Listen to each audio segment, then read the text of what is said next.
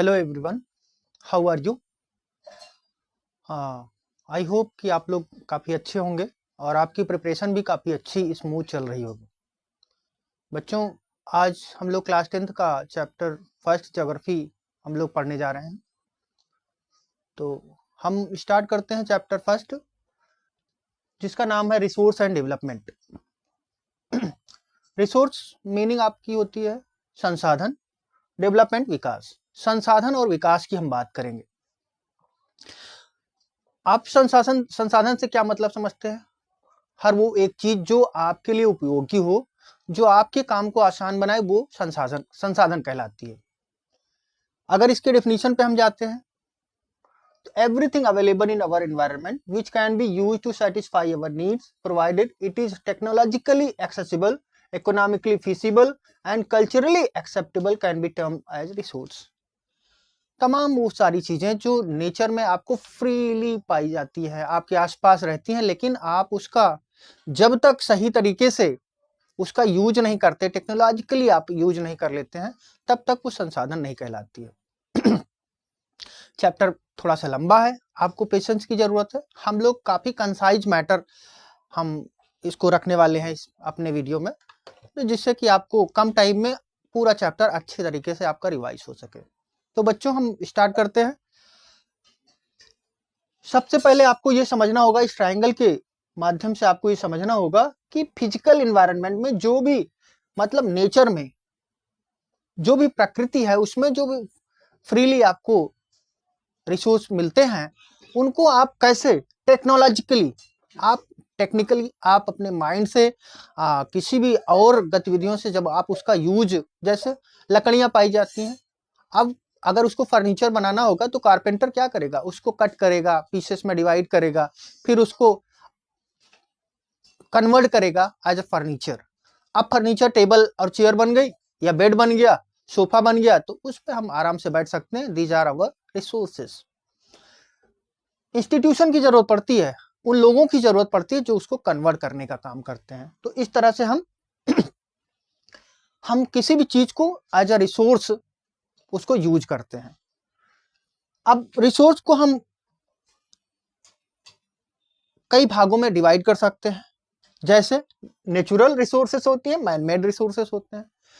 कुछ ऐसे रिसोर्सेस होते हैं जो नेचुरली अकरिंग होते हैं, नेचर में ही पाए जाते हैं, जैसे कि हवा, जैसे कि सनलाइट, जैसे कि वाटर। ये सब क्या है? नेचुरली अकरिंग है संसाधन। ये सारे रिसोर्सेज जो हैं नेचर में ही पाए जाते हैं, आप इसको अपने से नहीं फॉर्म कर सकते हैं, ठीक है। और कुछ ऐसे रिसोर्सेज होते हैं जो मैन मेड होते हैं, जिसको इंसानों ने बनाया होता है। अब नेचुरली अकरिंग को क्या कर सकते हैं?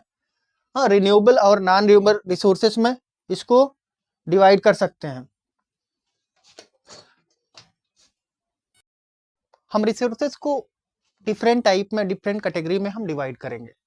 अगर हम बेसिस ऑफ ओरिजिन की बात करें, अगर उनके ओरिजिन के आधार पर इनको कैटेगराइज करें, तो इनको 2 टाइप में डिवाइड किया जा सकता है, बायोटिक, अबायोटिक।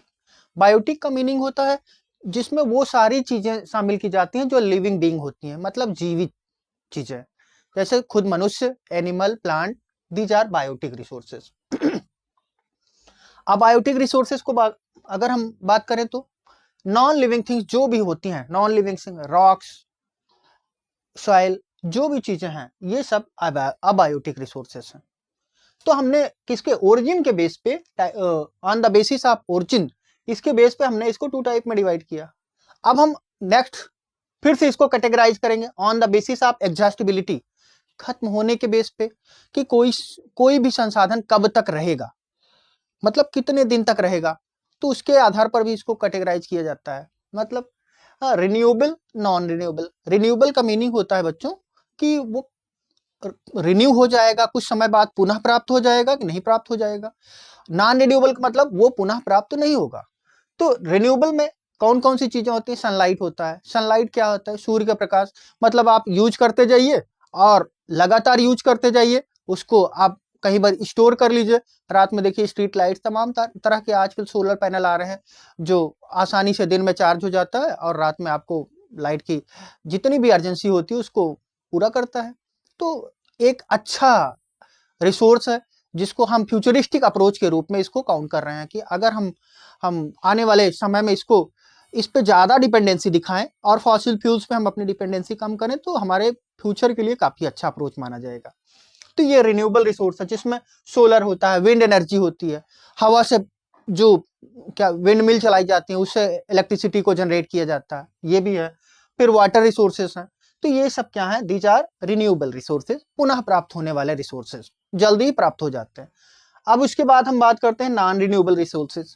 नॉन रिन्यूएबल मतलब ये पुनः प्राप्त नहीं होते, इनको प्राप्त होने में, फिर से बनने में हजारों साल का टाइम लग जाता है। तो इनका या तो आप बहुत ही माइंडफुल तरीके से इसका यूज करिए, बहुत ही एकदम से, और इस तरह यूज हो नहीं सकता क्योंकि हम लोग डेवलपिंग कंट्री हैं। जो डेवलप्ड कंट्री है उनके पास इतना पैसा है कि वो दूसरी कंट्री से मंगा लेते हैं संसाधन को, यूज कर रहे हैं, अपने वाले को बचा के रखे हैं उन्होंने अपने सारे रिजर्व को, और फ्यूचर में उसका यूज कर लेंगे। लेकिन हम जो है, इंडिया एक डेवलपिंग कंट्री है, तो डेवलपिंग कंट्री में हमारे इनकम के सोर्सेज लिमिटेड है, तो हमको क्या करना होगा, इसी के साथ चलना होगा। तो हम बाद में सस्टेनेबल डेवलपमेंट को पढ़ेंगे जिसमें हमारा जो है एक कॉन्सेप्ट हम ये रखते हैं फ्यूचरिस्टिक अप्रोच वाला, कि आज की जरूरतों के साथ बिना कंप्रोमाइज किए हुए हम आने वाली जरूरतों को भी ध्यान में रखते हुए हम अपना काम पूरा करेंगे, तो इसको सस्टेनेबल डेवलपमेंट कहा जाता है। तो रिन्यूएबल नॉन रिन्यूएबल रिसोर्सेज में फॉसिल फ्यूल होते हैं जैसे petroleum, gas, coal, these are fossil fuels. तो इनका यूज बहुत ही मतलब सही तरीके से करना है, अदरवाइज एक बार फिनिश हो गए तो दोबारा इनको बनने में हजारों साल का टाइम लग सकता है। तो ये दो बेसिस थे, on the basis of origin और on the basis of exhaustibility. इसके बेस पे हमने इसको कैटेगराइज करने की कोशिश की। जैसे क्वेश्चन पूछ लिया कि what is the biotic resources, तो आपको लिखना पड़ेगा कि every living being that are included in this category. तो आप ये इस तरह का आंसर, एक छोटा सा आंसर लिख सकते हैं, या आपको एक फ्लो चार्ट बनाना होगा, तो आप फ्लो चार्ट बनाएंगे on the basis of origin, types of resources. आप बायोटिक और अबायोटिक लिखेंगे, दोनों में एक एक लाइन का आंसर लिख देंगे। इसमें लिख देंगे all non living things are considered as abiotic resources, और लिविंग बीइंग में आप लिखेंगे कि all living things are included in this category. ठीक, तो इस तरह से आप छोटे छोटे आंसर फॉर्म कर सकते हैं, लेकिन प्रॉपर आपको लिखने की प्रैक्टिस करनी पड़ेगी, समझना पड़ेगा। धीरे धीरे प्रैक्टिस से आपकी चीजें ज्यादा स्मूथ होती जाएंगी। बच्चों, पढ़ना पर्याप्त नहीं है, पढ़िए, लिखिए, फिर पढ़िए, फिर लिखिए। कई बार उसके लिए आपको हैबिट डालनी पड़ेगी। पहले नंबर फ्लो चार्ट बनाना सीखिए। ये फ्लो चार्ट है, आपने लिख लिया types of resources, biotic, abiotic, आपने एक छोटा सा पॉइंट डाल दिया लिविंग बीइंग्स। लिविंग बीइंग से आपको, या लिविंग थिंग से आपको एक कॉन्सेप्ट मिल जाएगा, अच्छा जो भी चीजें जीवित हैं वो इस कैटेगरी में आएंगी। आपने नॉन लिविंग थिंग्स लिख दिया तो उससे आपको ये पता चल जाएगा, अच्छा जो भी निर्जीव वस्तुएं हैं वो सब इस कैटेगरी में है। तो इस तरह से आप लाइन को अपने एक्सटेंड कर सकते हो, एक लाइन, दो लाइन। आपको पेज चाहिए, मतलब जिस हिसाब से आंसर रहेगा कि आपका 10 लाइन, 10 शब्द का, 20 शब्द का, या बड़ा आंसर रहेगा, तो उस तरह से आपको आंसर को बड़ा करना, छोटा करना, दोनों ही चीजें आनी चाहिए। अब फ्लो चार्ट इसके लिए सबसे अच्छा माध्यम माना जाता है कि आप पूरे चीजों को एक फ्लो चार्ट में रख लीजिए और उसको फिर जाके पूरा एक्सप्लेन कर दीजिए। ठीक है बच्चों, अगर हमारा दूसरा क्वेश्चन बनता है on the basis of exhaustibility, please categorise our resources, तब आप रिन्यूएबल और नॉन रिन्यूएबल का जिक्र करेंगे, और ये काफी इंपॉर्टेंट क्वेश्चन भी है। आप इन दोनों को बहुत अच्छे से पढ़ेंगे कि कौन कौन सी चीजें रिन्यूएबल रिसोर्सेज का पार्ट है और कौन सी नॉन रिन्यूएबल रिसोर्सेज का पार्ट है। तो मुझे समझ लग रहा है कि आपको अच्छे से समझ में आ रहा होगा। अगर कोई डाउट हो, क्वेश्चन हो, तो प्लीज आप मैसेज में आप हमको जरूर लिखिए और बताइए कि क्या आपकी प्रॉब्लम्स हो रही हैं, कहाँ नहीं समझ में आ रहा है। ठीक है बच्चों, तो हम थर्ड वाले कैटेगरी की बात करें। अब तीसरा भी हमारा ग्राउंड है जिसपे हमने रिसोर्सेज को कैटेगराइज किया है, बांटा है, डिवाइड किया है on the basis of ownership. अब हमने पहले ओरिजिन के बेस पे बांटा, एग्जॉस्टिबिलिटी के बेस पे बांटा, अपने ओनरशिप के बेस पे कि मालिक कौन होगा। पहले नंबर पे इंडिविजुअल आता है कि प्राइवेट पर्सन के हाथ में टोटल कमांड होगी रिसोर्सेज की। जैसे कोई गांव का व्यक्ति है या शहर का व्यक्ति है, उसके पास जो लैंड है, उसका जो फार्म हाउस है, जो भी चीजें हैं उसके खुद के हाथ में, खुद उसका मालिक है, तो वो इंडिविजुअल के रूप में काउंट किया जाता है। सेकेंड नंबर पे आता है कम्युनिटी, जैसे कि कोई पार्क है, सारे लोग यूज करते हैं। जैसे कि कोई पास्चर लैंड है, मतलब चारागाह है, ग्रेजिंग लैंड, उसका भी कम्युनिटी बेस्ड होता है, गांव के या जो भी लोग होते हैं आसपास के सभी यूज करते हैं। तो इस तरह से कम्युनिटी बेस्ड ओनरशिप होती है। थर्ड नंबर पे आता है जो कि काफी इंपॉर्टेंट है, नेशनल रिसोर्सेज। नेशनल रिसोर्सेज क्या होते हैं, जैसे कि मिनरल्स, उस कंट्री में पाए जाने वाले जो भी मिनरल होंगे वो क्या होंगे, नेशनल रिसोर्सेज होंगे। ठीक, किसी पर्टिकुलर पर्सन के हाथ में इसकी कंट्रोलिंग नहीं होती है। फॉरेस्ट कवर, जितना भी फॉरेस्ट एरिया होगा या जो वाइल्ड लाइफ होगा, ये सब क्या होते हैं, नेशनल रिसोर्स होते हैं। तो अच्छे से आप समझने की कोशिश करिए कि ओनरशिप के बेस्ड बेस पे 4 भाग में डिवाइड किया जाता है। इंडिविजुअल, किसी पर्टिकुलर पर्सन के हाथ में मालिकाना हक होना चाहिए, कम्युनिटी के हाथ में होना चाहिए, ग्रुप ऑफ पीपल इसमें शेयर करते हैं किसी चीज को, किसी भी रिसोर्स को। नेशनल में mineral, forest cover, wild life, ये चीजें इंक्लूड की जाती हैं।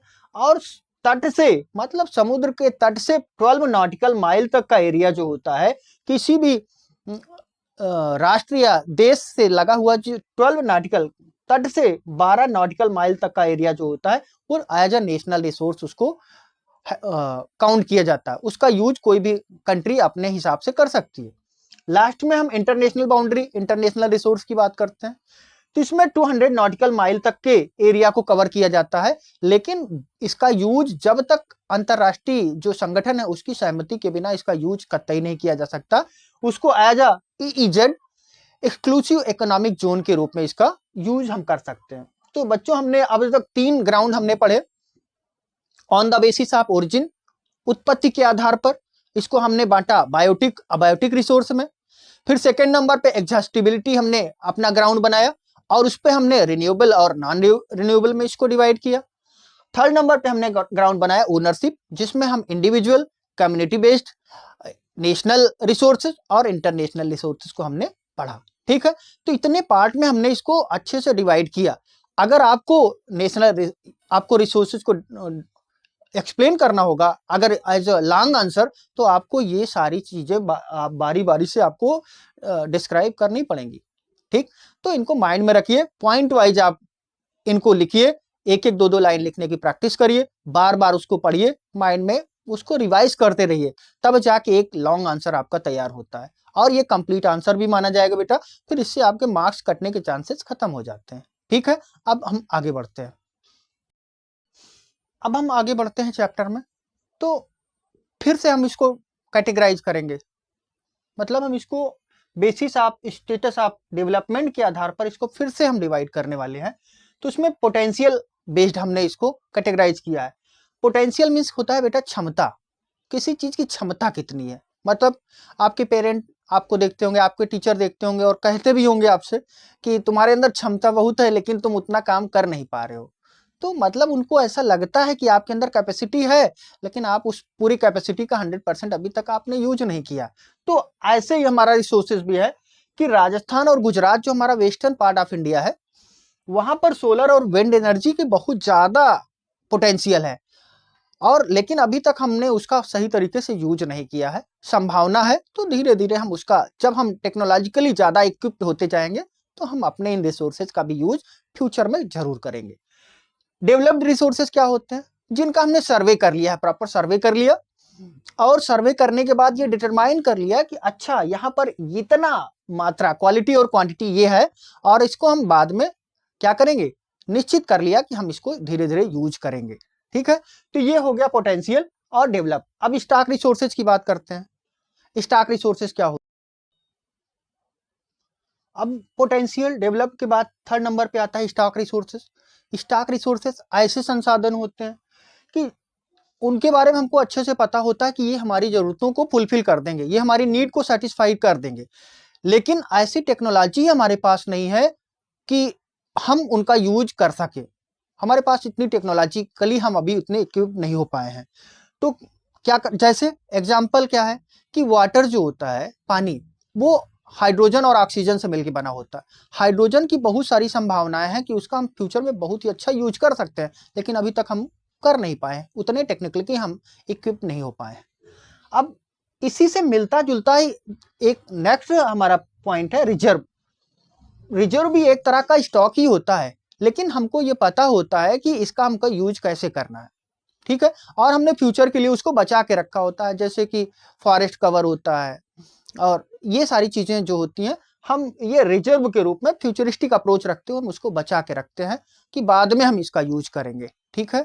तो इन तरह की, अब हम इसी क्रम में एक नया टॉपिक लेते हैं जिसका जिक्र मैंने अभी कुछ देर पहले ही किया था कि सस्टेनेबल डेवलपमेंट एक कॉन्सेप्ट होता है बेटा, जो फ्यूचरिस्टिक अप्रोच को दिखाता है किसी भी कंट्री को, किसी भी स्टेट को, या अगर आपकी फैमिली ही होगी तो उसमें अगर आपके पापा होंगे तो वो भी सस्टेनेबल डेवलपमेंट की सोचते होंगे, कि मतलब वो आपकी पढ़ाई को कंप्रोमाइज नहीं करते होंगे, आज आपकी ज़रूरतों को कंप्रोमाइज नहीं करते होंगे, लेकिन आपके लिए कुछ ना कुछ पैसा जरूर सेव करके रखते होंगे आपके फ्यूचर के लिए, जिससे कि आने वाले भविष्य में अगर आपको किसी एग्जाम में अपीयर होना हो, या कोई प्रिपरेशन करनी हो, या कहीं एडमिशन दिलाना हो, तो उसके लिए उनको परेशान ना होना पड़े। तो ये होता है सस्टेनेबल डेवलपमेंट, कि आज की जरूरतों को पूरा करते हुए बिना कंप्रोमाइज किए हुए फ्यूचर के लिए भी कुछ चीजें बचा के रखना, दिस थॉट आज आर कॉल्ड सस्टेनेबल डेवलपमेंट। इसे सस्टेनेबल डेवलपमेंट कहा जाता है, और ये विकास है कि आज की भी जरूरतें पूरी हों बिना कंप्रोमाइज किए हुए, ऐसी लिमिट में हम अपनी जरूरतों को पूरा करें कि आने वाली पीढ़ियों के लिए भी हम कुछ संसाधन बचा के रखें, मतलब नीट एयर, क्लीन एयर बचा के रखना। दिल्ली के कंडीशन आप देख रहे होंगे कि अगर हम कंटेम्प्रेरी इशू की बात करें तो दिल्ली का मैटर आपके सामने एक एग्जाम्पल है।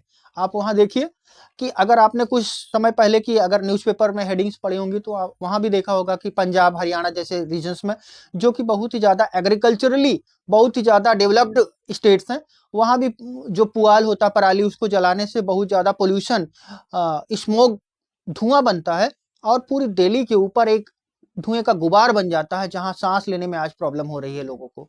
तो ऐसी चीजों को कैसे हैंडल किया जाए, हमको आज की जरूरतों को कंप्रोमाइज भी नहीं करना, लेकिन फ्यूचर के लिए भी सोचना पड़ेगा ना। तो ये सारी चीजें, ये बहुत ही ज्यादा इंपॉर्टेंट टॉपिक है बेटा, आपको सस्टेनेबल डेवलपमेंट हमेशा तैयार रखना चाहिए। अपनी लाइफ में भी इसको आपको एक्सेप्ट करना होगा कि सस्टेनेबल डेवलपमेंट क्या होता है, कैसे हम ऐसा विकास करें कि आज की पढ़ाई भी हो जाए, मोबाइल चलाना भी हो जाए, और उसके साथ साथ आपकी मतलब घर वाले भी आपसे नाराज ना हो, इस तरह की आपकी परसेंटेज भी आ जाए। तो इस तरह की चीजों को अपनी लाइफ में अच्छे से मैनेज करिए, बैलेंस करिए। तो सस्टेनेबल डेवलपमेंट को अच्छे से पढ़िएगा और आंसर राइट करने की प्रैक्टिस करिए। इसी से एक रिलेटेड टॉपिक है जो बहुत ही ज्यादा इन्वायरमेंट के अकॉर्डिंग अगर आप देखा जाए तो बहुत ही इंपॉर्टेंट टॉपिक है, और जब कॉम्पिटिटिव एग्जाम्स में कभी आप अपीयर होंगे बच्चों, तो यूपीएससी या यूपीपीएससी में एक फेवरेट टॉपिक माना जाता है ज्योग्राफी का, कि सस्टेनेबल डेवलपमेंट के क्वेश्चन को बार बार घुमा घुमा के पूछता है कि क्या है इसका मीनिंग, क्या है, आप क्या अप्रोच रखते हो सस्टेनेबल डेवलपमेंट में, फिर आप इन्वायरमेंट से कैसे इंटरेक्ट करते हो, इन्वायरमेंट के बारे में आपकी क्या जानकारी है, और कैसे उसको देखते हो। तो ये सारे क्वेश्चन बहुत ही फेवरेट टॉपिक होते हैं। आप प्लीज इन टॉपिक्स को बहुत ही ध्यान से पढ़ा करिए और अच्छे से इनके पॉइंट माइंड में रखा करिए, राइट करने की प्रैक्टिस किया करिए। तो जब विकास चल रहा था 1947 के बाद, जब हमारा कंट्री को फ्रीडम मिल गई, तो तेजी से विकास करने लगा हमारा देश, तो कहीं ना कहीं हमने जो फ्यूल का एमिशन था वो भी बहुत तेजी से बढ़ा। फॉसिल फ्यूल का हमने यूज किया, पेट्रोल का, डीजल का, हर जगह पे यूज करना शुरू कर दिया, इंडस्ट्रीज लगाई हमने, फैक्ट्रीज लगाई, तो उसका एनवायरनमेंट भी तो प्रभाव पड़ रहा था, उसको भी तो बचाना पड़ेगा। आप देख रहे होंगे फॉरेस्ट कवर को, आप देखिए कितनी 33% फॉरेस्ट कवर होना चाहिए, लेकिन है कितना 21-22%। अब आप खुद आप समझते होंगे, अगर आप फोटोसिंथेसिस प्रोसेस को पढ़ते होंगे तो आपको पता होगा कि जो भी हम CO2 को जनरेट कर रहे हैं उसको प्लांट ही है वो एब्जॉर्ब कर लेते हैं, और अपने भोजन बनाने की प्रक्रिया में उसको यूज कर लेते हैं, यूटिलाइज कर लेते हैं, और बदले में हमको क्या करते हैं, वो कितने अच्छे हैं कि हमको ऑक्सीजन देते हैं, और ऑक्सीजन जो है हमारे सांस लेने में सहायक होती है। आज ऑक्सीजन की कमी पड़ रही है, चाइना जैसी कंट्रीज में ऑक्सीजन की कमी पड़ रही है, लोग सिलेंडर लेके टहल रहे हैं। तो ऐसी कंडीशन अपने इंडिया में ना आए, उसकी कोशिश करिए कि आसपास ग्रीनरी सिर्फ छोटे छोटे पॉट्स तक सीमित नहीं होनी चाहिए बच्चों, बड़े पेड़ लगाइए जिससे कि आपकी जरूरत भर का ऑक्सीजन वहां पर जनरेट हो सके। तो पहली बार कंट्रीज ने ये फैसला किया कि हमको एनवायरनमेंट सेव करने की कोशिश करनी चाहिए। जो कंट्रीज बहुत तेजी से आगे बढ़ चुके थे उनके लिए तो अब एनवायरनमेंट एक जरूरत बन गई कि एनवायरनमेंट को सेव किया जाए, लेकिन जो अभी पीछे थे उनको प्रॉब्लम थी, लेकिन फिर भी सारे लोग 1992 में ब्राजील की कैपिटल रियो डी जेनेरियो, जिसे रियो समिट भी कहा जाता है या अर्थ समिट के नाम से जाना जाता है, पहली बार अपनी प्लेनेट अर्थ को बचाने के लिए, अपने इन्वायरमेंट को बचाने के लिए 1000 से ज्यादा हेड वहां पर इकट्ठे होते हैं और पहली बार इस बारे में बात करते हैं कि how to protect our environment, how to protect our country, कैसे हम बचाएं पोल्यूशन से अपने आप को। डिफॉरेस्टेशन इतनी तेजी से बढ़ता चला जा रहा है, पेड़ काटे जा रहे हैं, लगातार बिल्डिंग बन रही है, तो कुछ तो उपाय करना होगा, ग्रीनरी के साथ हमको चलना होगा। यही है सस्टेनेबल डेवलपमेंट। इसी को पाने के लिए यहां पर समिट हुई और सबने निश्चय किया कि ठीक है, हम इसके बारे में जिसकी विकास की गति है उस तरह से वो लोग इसको कंट्रोल भी करेंगे। तो हमने एक कॉन्सेप्ट लिया एजेंडा 21 का। एजेंडा 21 मतलब 21वीं शताब्दी में हम सस्टेनेबल डेवलपमेंट गोल को अचीव करेंगे। ये 21वीं शताब्दी को दिखाता है बच्चों। एजेंडा 21 क्या है कि हमारी 21वीं शताब्दी जिसमें हम जी रहे हैं, इस शताब्दी को शो करता है जिसमें हमने ये अप्रोच लिया कि हम सस्टेनेबल डेवलपमेंट को किसी भी हाल में पूरा करने की कोशिश करेंगे। पहले टारगेट दिया गया 2000, फिर उसको एक्सटेंड किया गया 10 तक, 20 तक, 30 तक, इस तरह से धीरे धीरे बढ़ाया जा रहा है और अप्रोच करने की, उसको कंट्रोल करने की कोशिश की जा रही है। और हमने United nation conference on environment and development UNCED के थ्रू इस चीज को अचीव करने की कोशिश करी। तो जितने भी कंट्रीज थे, चाहे डेवलप्ड थे चाहे डेवलपिंग कंट्रीज थे, दोनों ने इस कॉन्फ्रेंस में भाग लिया और इस पे एक म्यूचुअल अंडरस्टैंडिंग बनाई कि हाँ, हम इन जो बहुत ज्यादा ये जो पॉइजनस गैसेस हैं, केमिकल्स हैं, इनको कंट्रोल करने की धीरे धीरे हम कोशिश करेंगे। स्पेशली कार्बन डाइऑक्साइड को कंट्रोल करने की कोशिश करेंगे, जिससे कि ग्रीन कवर को बढ़ाया जाए, फॉरेस्ट कवर को बढ़ाया जाए और हमको ग्लोबल वार्मिंग के इफेक्ट को रोकना पड़ेगा किसी भी कंडीशन में। ठीक है, तो ये दोनों इंपॉर्टेंट टॉपिक हैं। एजेंडा 21 को भी आप अच्छे से तैयार करेंगे, सस्टेनेबल डेवलपमेंट को भी अच्छे से तैयार करेंगे। ओके,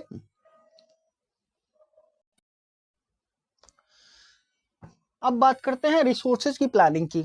अब रिसोर्सेज तो हमने देख लिया कि अच्छा ये रिसोर्सेज होते हैं, इस टाइप में इनको कैटेगराइज किया जाता है। अब प्लानिंग भी करनी पड़ेगी कि अगर आपके पास बहुत सारा आपके पापा ने पैसा जमा किया हुआ है तो आपको बहुत ही माइंडफुल तरीके से उसका यूज करना पड़ेगा।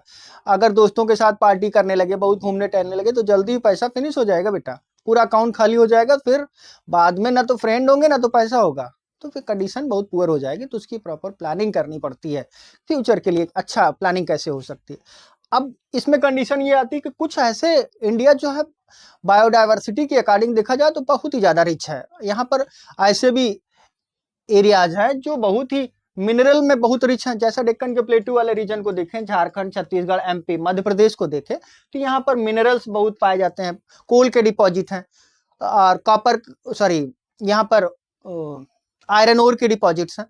तो यहाँ पर बहुत सारे मिनरल पाए जाते हैं। तो ये एरिया वाइज तो बहुत ही ज्यादा रिच हुआ। तो अब बाकी और तमाम सारे स्टेट्स हैं जो बहुत डेफिशिएंट है, वहां पर कुछ पाया ही नहीं जाता। तो गवर्नमेंट को एक बैलेंस बनाना पड़ेगा कि जो स्टेट रिच है या जो रीजन रिच है और जहां पर डेफिशिएंट है, कमी है, उन दोनों के बीच में प्रॉपर बैलेंस होना चाहिए। या उसका यूज करके कंट्री को कैसे पेश दिया जाए, कैसे उसको इकोनॉमिकली ज्यादा मजबूत किया जाए। तो एक जगह के रिसोर्स का यूज करके हम दूसरे सेक्टर में उस चीज को इन्वेस्ट करके हम अपने कंट्री को प्रॉपर इकोनॉमिकल ग्रोथ की तरफ आगे ले जा सकते हैं। ये हमारा कॉन्सेप्ट होगा अपनी कंट्री के ग्रोथ को आगे बढ़ाने का।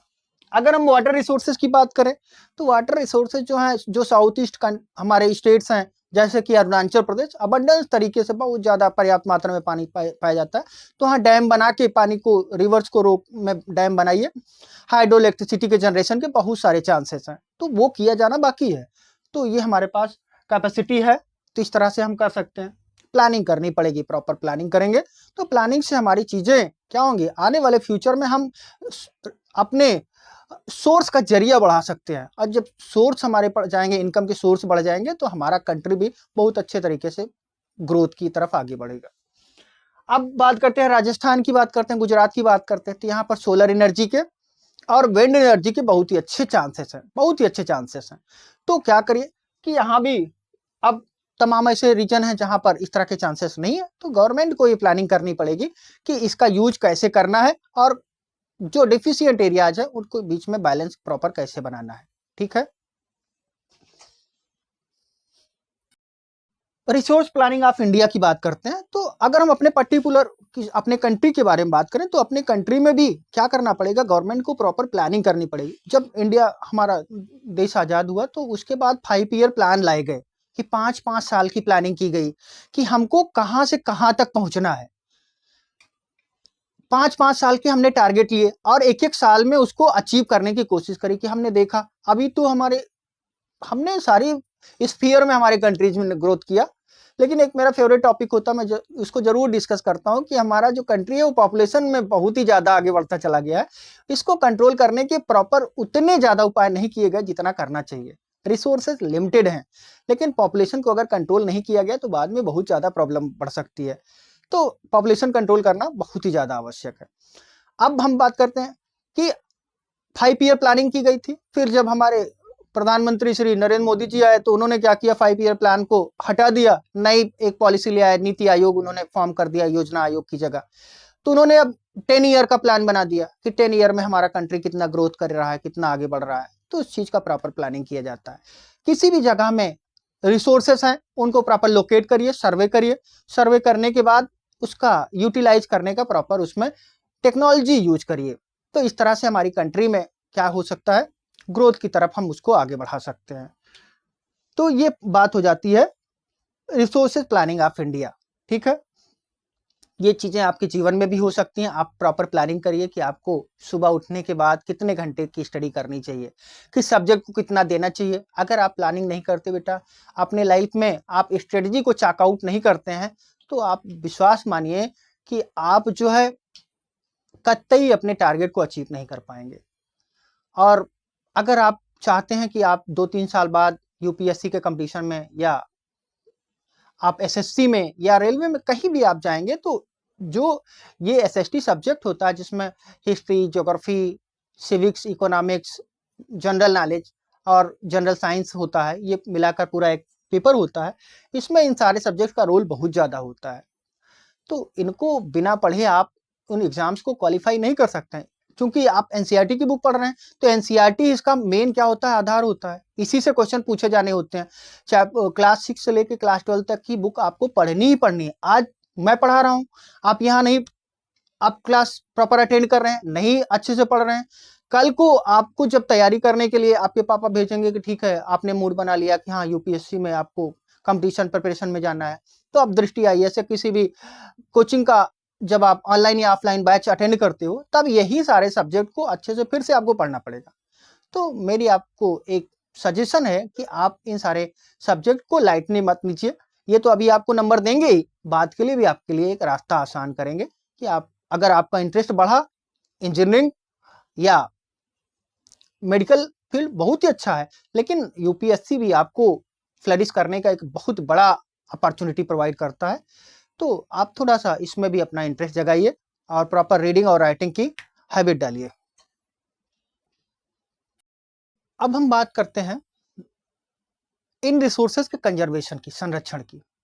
तो हमने इसका यूटिलाइज देख लिया कि कितने जरूरी होते हैं रिसोर्सेज, जो फ्यूचर में हमारे लिए बहुत ही ज्यादा काम में आने वाले हैं। जितना जो जिस कंट्री के पास जितना ज्यादा रिसोर्स रहेगा, आने वाले समय में वो उतना ही ज्यादा मजबूत होगा। अगर आप चाइना की कंडीशन में देखें तो जितने भी चीजें हैं लगभग वो पहले नंबर पे है। किसी भी चीज के प्रोडक्शन के मामले में आप देखें तो आप नंबर 1 पे चाइना ही को ही पाएंगे। ये कंडीशन आज के 10-15 साल पहले यूएसए की हुआ करती थी, अमेरिका की, लेकिन अभी चाइना ने अपने आप को इतना मजबूत कर लिया है कि किसी भी चीज के प्रोडक्शन के मामले में वो नंबर 1 पे है।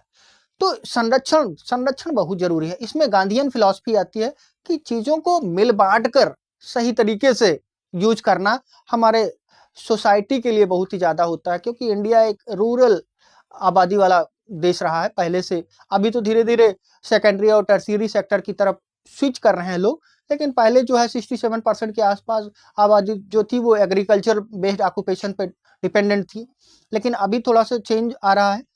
तो इन सारे रिसोर्सेज को कंजर्व करने की जरूरत है।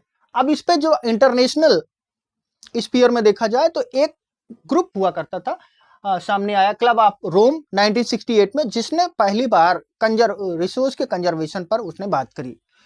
फिर बाद में एक बर्टलैंड कमीशन की रिपोर्ट आई जो 1987 में आई, और उसने सबसे पहले सस्टेनेबल डेवलपमेंट की बात की, संपोषणीय विकास की बात की कि आने वाले फ्यूचर के साथ कोई कंप्रोमाइज ना किया जाए, उनके लिए भी हवा, पानी, सूर्य का प्रकाश, ये चीजें बचा के रखी जाए कि आने वाली पीढ़ियां देख सके। जैसे हम डायनासोर की बात करते हैं, अब डायनासोर जो है आप उसको सिर्फ मूवीज में एज ए कार्टून ही देख पा रहे हो, वो हमारे पृथ्वी से विलुप्त हो गया है। ऐसे ही कुछ समय पहले तक वल्चर जो गिद्ध हैं वो भी विलुप्त होने के कगार पे चले गए थे। तो तमाम सारी चीजें विलुप्त होती जा रही है, एक्सटिंक्ट कंडीशन में आ जा रही हैं। तो इनको बचाना है, इन सारी चीजों को खत्म होने से बचाना है। तो रिसोर्सेज का यूज प्रॉपर तरीके से होना चाहिए, इसको आप बचा के रखिए। अब जो ये बर्टलैंड कमीशन की रिपोर्ट थी, उसने एक बुक प्रकाशित किया आवर कॉमन फ्यूचर के नाम से, जिसमें इस तरह की बातें की कंजर्वेशन की। तो ये हमारा टॉपिक लगभग यहाँ पर फिनिश हो जाता है। अब हम आगे लैंड रिसोर्सेज की बात करेंगे और इसको यहीं पर फिनिश करते हैं। ठीक है बच्चों, नेक्स्ट टॉपिक हम लेते हैं लैंड रिसोर्सेज। लैंड रिसोर्सेज में हम बात करने वाले हैं कि हमारा जो लैंड है वो कितने, उसका क्या कवर है, क्या कैसी कंडीशन है वहां पर। तो लैंड को हम अगर इसको 100% माने तो 43% जो एरिया है वो प्लेन के रूप में, 27% एरिया जो है प्लेट्यूज के रूप में स्थित है, और 30% माउंटेनियस रीजन है। तो जो 43% है, यही जो एरिया है, यही एग्रीकल्चरली हमारे लिए क्या है, बेनिफिशियल है। अब प्लेट्यूज जो होते हैं ये मिनरल के लिए बहुत ही ज्यादा फायदेमंद है, और जो 30% माउंटेन कवर है, इसका तो अपना यूसेज है, इसके अपने फायदे भी हैं, लेकिन अगर एग्रीकल्चर के बेस पे देखें तो इससे हमको बहुत ज्यादा फायदा नहीं होने वाला। अब जो ये 43% प्लेन वाला एरिया है, इसको हम यूज करते हैं कैसे, फॉलो लैंड के रूप में। बोया गया शुद्ध कितना क्षेत्र है, सिंचाई की सुविधा कितनी है, तो इस तरह से हम इसको प्लेन वाले एरिया को भी अच्छे से समझने की कोशिश करते हैं। अब इंडिया में लैंड यूज पैटर्न कैसा है, अब इसको हम अगले टॉपिक में हम देखेंगे, डिस्कस करने वाले हैं। अब हम रिसोर्स में हमने लैंड रिसोर्स को पढ़ा, देखा कि प्लेन एरिया कितना है, प्लेन कवर कितना है, प्लेट्यूज कितने हैं मतलब पठारी क्षेत्र कितना है, और माउंटेन कवर कितना है मतलब पहाड़ी भाग कितना है। तो हम प्लेन एरिया की बात करें तो उसमें जो मिट्टियां पाई जाती हैं, सॉइल, सॉइल में आता है पहले नंबर एलुवियल सॉइल, जलोढ़ मिट्टी, ब्लैक सॉइल काली मिट्टी, red and yellow soil, laterite, arid and forest soil. सबसे पहले जो सबसे ज्यादा इंपॉर्टेंट है वो एलुवियल सॉइल है। एलुवियल सॉइल जलोढ़ मृदा, जो हिमालयन रिवर हैं, Indus and their tributary, Sindhu और उसकी सहायक नदियां, गंगा और उसकी सहायक नदियां, ब्रह्मपुत्र और उसकी सहायक नदियों से बनने वाला जो उत्तरी मैदान है, इसमें सिल्ट जो लाई गई, नदियों द्वारा जो लाई गई सिल्ट होती है, इसी से बनी हुई जो मिट्टी होती है वो जलोढ़ मिट्टी कहलाती है। अब नदियां जो होती हैं पर्वतीय क्षेत्र से नीचे उतरने के बाद, शिवालिक श्रेणी से नीचे उतरने के बाद, वो भाबर, तराई, बांगर और खादर के रूप में अलग अलग रीजन का निर्माण करती हैं, जो अपने अपने तरीके से उपयोगी मिट्टी मानी जाती है। तो ये जो उत्तरी मैदान की मिट्टी है, जलोढ़ मिट्टी, यही इसी मिट्टी ने क्या किया है, इसको फूड बाउल ऑफ इंडिया के रूप में इसको स्टेब्लिश किया है। इसमें सबसे ज्यादा फर्टिलिटी वाला रीजन है, और सबसे ज्यादा खाद्यान्न का उत्पादन भी इसी रीजन में किया जाता है। तो ये मिट्टी हमारे लिए बहुत ही ज्यादा इंपॉर्टेंट सॉइल है। और नदन जो स्टेट्स हैं, मतलब पंजाब, हरियाणा, उत्तर प्रदेश, बिहार, बंगाल तक का जो रीजन है, ये एलुवियल सॉइल वाला रीजन माना जाता है। इसके बाद आता है ब्लैक सॉइल। ब्लैक सॉइल का रीजन जो है वो महाराष्ट्र, गुजरात का रीजन है। जो पहले ये माना जाता है कि डेक्कन का पठार में पहले कभी ज्वालामुखी का उद्गार हुआ था, उसके बाद वहां पर जो निकलने वाला मटेरियल था वो ठंडा हुआ, और उससे इस मिट्टी का निर्माण हुआ, जो कपास की खेती के लिए काफी इंपॉर्टेंट माना जाता है। ये तो ब्लैक सॉइल की बात हुई। थर्ड नंबर पे आता है रेड एंड येलो सॉइल। जो दक्कन का पठार है, डेक्कन प्लेट्यू वाला रीजन, उसमें रेड और येलो सॉइल पाई जाती है, जहाँ की बारिश बहुत ही कम मात्रा में होती है। तो इसका विस्तार दक्कन के पठार वाले एरिया में पाया जाता है। इसके बाद आता है लेटराइट सॉइल। लेटराइट सॉइल का विस्तार कहाँ तक? लेटराइट सॉइल ऐसी जगहों पर पाई जाती है जहां पर बारिश बहुत ज्यादा होती है, जैसे कि पश्चिमी घाट, का एरिया है, यहाँ पर लेटराइट सॉइल पाई जाती है। ये जो है काफी इंपॉर्टेंट सॉइल होती है। अब इसके बाद आता है एरिड सॉइल। एरिड सॉइल शुष्क जगहों पर पाई जाने वाली मिट्टी को कहा जाता है, जैसे कि राजस्थान का एरिया जो होता है जहां पर बारिश की मात्रा एकदम से कम होती है, ऐसे एरिया में पाई जाने वाली मिट्टी को एरिड सॉइल के रूप में कंसीडर किया जाता है। फॉरेस्ट सॉइल, अब जंगली मिट्टी, जंगल में पाई जाने वाली जो सॉइल होगी वो as a forest soil consider की जाती है।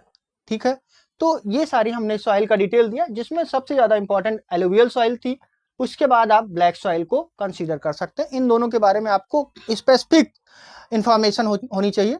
तो इसको जब भी आप आंसर राइटिंग करेंगे तो इसमें प्रॉपर आप इस बात का डिस्क्रिप्शन देंगे कि हिमालय से आने वाली जो 3 नदियों का पूरा क्रम है, इन्होंने एलुवियल सॉइल को फॉर्म किया है और पूरे नदन प्लेन में ये सॉइल पाई जाती है, जिसकी वजह से यहाँ पर एग्रीकल्चरली बहुत ही ज़्यादा फर्टिलाइज एरिया है और यहाँ पर उस तरह से प्रोडक्शन होता है और पॉपुलेशन की भी ग्रोथ यहाँ पर काफ़ी ज़्यादा पाई जाती है।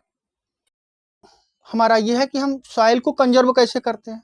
सॉइल का कंजर्वेशन भी बहुत ज़्यादा जरूरी है। अगर हम बात करें बेटा, तो चंबल का जो एरिया है वहाँ पर क्या होता है कि बहुत ज़्यादा बारिश की वजह से और बहुत ज़्यादा ड्राइनेस की वजह से कई बार ऐसा होता है कि वहाँ पर पानी बहते बहते मिट्टी ऊपर की कटती चली जाती है और गलियाँ नालियाँ बन जाती हैं और वो नालियाँ गहरी होती होती घाटियों का रूप ले लेती हैं। तो इसको रेल और गली इरोजन के नाम से जाना जाता है। इरोजन का मतलब ये होता है कि मिट्टी का टूटना। 2 वर्ड आते हैं, एक आता है वेदरिंग और दूसरा आता है इरोजन। वेदरिंग का मतलब होता है चट्टान में टूट फूट की जो क्रिया होती है। कोई भी चट्टान होगी उसमें किसके द्वारा, टेम्परेचर, बहुत हाई टेम्परेचर की वजह से, बहुत तेजी से हवा चलने की वजह से या बहुत तेजी से बारिश की वजह से, अगर जो उसमें किसी भी चट्टान में टूट फूट की क्रिया होती है उसको वेदरिंग कहा जाता है, अपक्षय। और जब बारिश की वजह से या हवा की वजह से वो सारा जो कण होता है वो ट्रांसपोर्ट करके एक जगह से दूसरी जगह ले जाया जाता है, तो इसको इरोजन कहा जाता है। तो ऐसा जो रीजन है वो भारत में वो चंबल वाला एरिया है जहां पर रेल और गली इरोजन का एग्जाम्पल दिखाई देता है। तो मिट्टी को कवर करने की जरूरत होती है।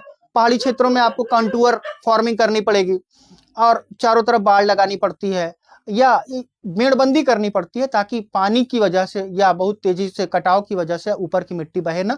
ऊपर की मिट्टी जो क्रस्ट वाला एरिया होता है उसका कुछ सेंटीमीटर जो होता है वही उपजाऊ मिट्टी होती है जिसमें ह्यूमस मिक्स होता है। तो इसके कंजर्वेशन पे प्रॉपर आपको ध्यान देना चाहिए और मिट्टी के कंजर्व करने पर हमारा फोकस होना चाहिए। तो हमने इस चैप्टर को अच्छी तरीके से समझ लिया। तो हमारे जो इसमें इंपॉर्टेंट क्वेश्चन है वो हम अच्छी तरीके से समझेंगे और ये समझेंगे कि बर्डलैंड कमीशन क्या है, एजेंडा 21 की रिपोर्ट क्या था उसमें, आवर कॉमन फ्यूचर क्या है, सस्टेनेबल डेवलपमेंट क्या है। ये सब एकदम से बहुत ही ज्यादा कॉमनली पूछे जाने वाले क्वेश्चन है। इनको आप अच्छे से, मैंने बार बार इसका जिक्र किया इस चैप्टर में, समझाया भी है। अगर आपको नहीं समझ में आया है तो प्लीज आप हमको कॉल कर सकते हैं या मैसेज में आप पूछ सकते हैं। ठीक है, तो आपका चैप्टर खत्म होता है, फिर हम लोग अगले चैप्टर में मिलेंगे। तब तक के लिए टेक केयर, बाय बाय।